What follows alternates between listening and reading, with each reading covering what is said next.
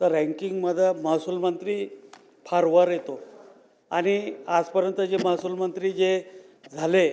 त्यांनी बरेच निर्णय घेतले असतील, परंतु आपण आलेल्या सामान्य कुटुंबातला महसूल मंत्री हा आपण पहिल्यांदा हाऊसमध्ये पाहत आहे आणि त्याच्यामुळं सामान्याचे महसूलमध्ये जे निर्णय पाहिजे होते ते एवढ्या मोठ्या प्रमाणात आपण या वर्षभरात महसूल विभागात घेतले। ते निर्णय घेताना सामान्य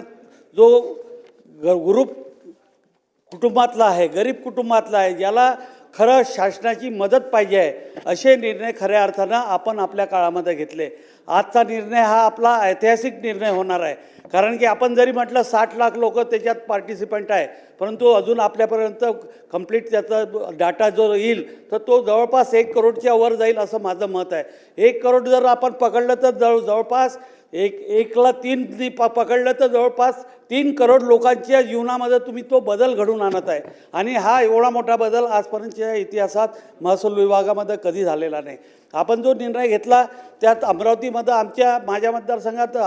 जर विचार केला तर फार मोठ्या प्रमाणात जवळपास 30 ते 35 हजार लोक याच्यापासून वंचित होते आणि तो निर्णय आज आपण घेतला। त्याची SOP आपल्याला आपल्या ऑफिसमध्ये म्हणा किंवा महसूल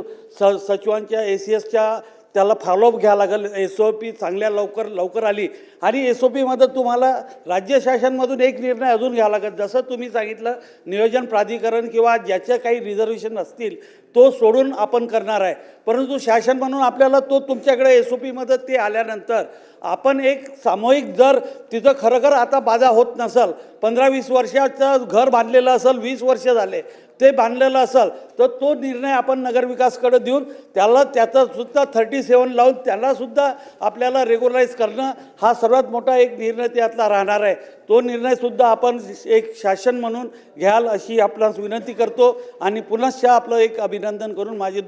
पुन्हा आपण पालकमंत्री आहे आमच्या अमरावतीचे, त्याच्यामुळं तो आपला अमरावतीचा विषय आपण सातत्यानं पुढे नेत असतो, परंतु असं जर नियोजन प्राधिकरणामध्ये सुद्धा आरक्षणावर जरी काही तुकडाबंदीचा आला तर तो आपण